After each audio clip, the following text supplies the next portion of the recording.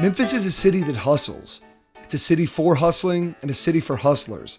Something I learned when I arrived and my Uber driver took me from the airport to my Midtown Airbnb. About 2 miles into the trip, I noticed he had no legs and was driving with a cane. For pay. That's hustling. He was also about the only Uber driver that didn't talk a lot. The rest were a little more eager to hustle for that 5-star review. And when they found out I was in town for basketball, they had plenty to say about one of the city's well-known hustlers, a man back in town wearing a flashier ring than when he left. While most often drivers would claim the rest of the town hated Calipari, you couldn't help but note a little bit of respect for the man who landed basketball's top coaching prize. They don't begrudge a man playing the game in Memphis, especially not if he hustles. Although for some in town, even alcohol couldn't help with the hard feelings. Do it for John Calipari.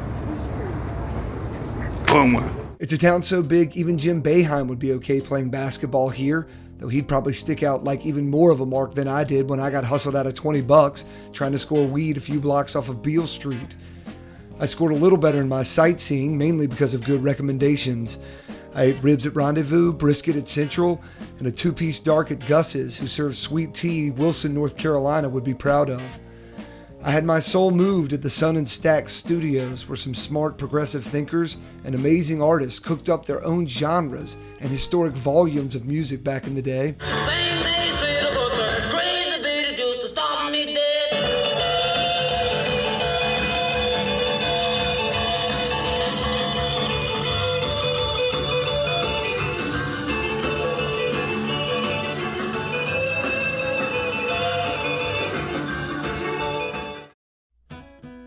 I had my soul crushed at the Lorraine Hotel, where I cried and tried but failed to imagine the pain that the city must have felt and how justifiably raw it might still feel. If you love somebody enough, you'll follow them wherever they go. That's how I got to Memphis. That's how I got to Memphis. I let my soul shine with friends old and new at Rayford's Disco. A true hustler, Hollywood Rayford passed away a few days before the games began and received a funeral procession befitting of a former mayor the week we were in town. On Sunday, I had my soul renewed when I went to the Full Gospel Tabernacle Church on Hale Road to see the Reverend Bishop Al Green preach. Believe me, no one in the town today is working harder.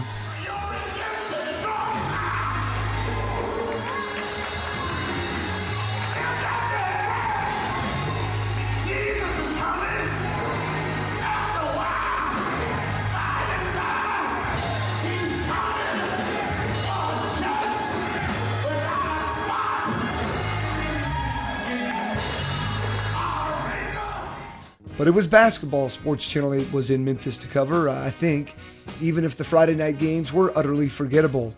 UNC finally proved it was going to be in this tournament for real, and Kentucky sent home loudmouth LeVar with his pockets hanging out. At least Friday was good for ticket hustlers, if you could evade security. Sunday night was live. It was the biggest blues for all the fans to watch, and a lot of green for TV executives and college presidents who won't enjoy the Final Four nearly as much.